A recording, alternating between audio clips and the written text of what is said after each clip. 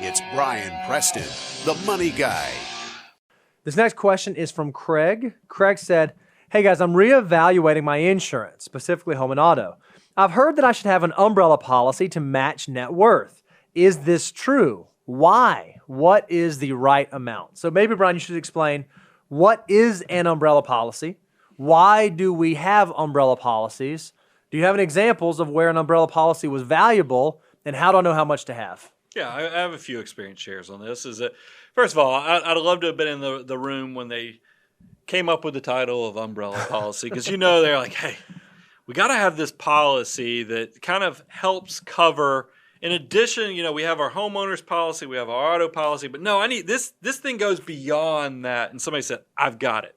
You know how you go outside when it's raining, you put an umbrella up, and it kind of shields everything underneath it. And that's why if you're ever outside with Bo, he is not scared of personal space, and it drives you crazy because he'll get right under that umbrella with you. Well, that's exactly what is going on with umbrella insurance, and the fact that it sits on top of all the protections you have with your home policy, but sometimes, in your auto policy, but sometimes there's things that happen, liability and otherwise, that don't necessarily fit into the definitions and the coverages that are listed in those normal policies. That's where the umbrella comes in, because realize the more successful you become, you get a bigger target on your back. Right. Somebody gets in a car accident with you and they realize, hey, this person's got resources.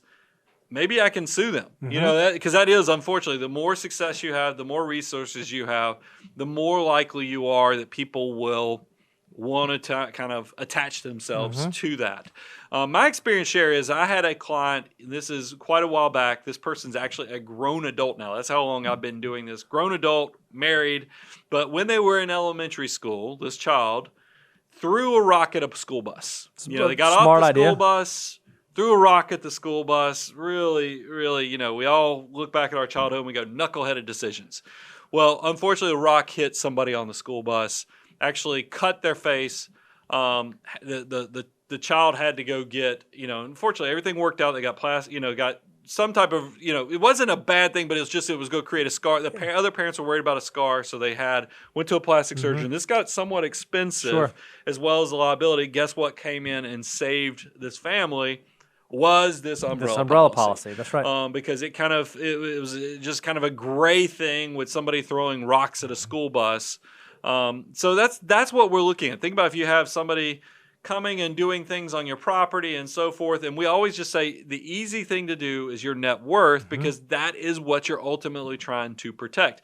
Now realize, $1 million, go be cheap. You're going to be like, wow, super for cheap. A few $100, got this $1 million umbrella policy. And then you go up to $2 million, you're like, wow, they didn't charge me that much more to go to 2, 3. You probably will start running into some issues once it crosses about $5 million, just for our financial mutants that are getting closer to that abundance cycle and need to be reaching out to us to get that guidance.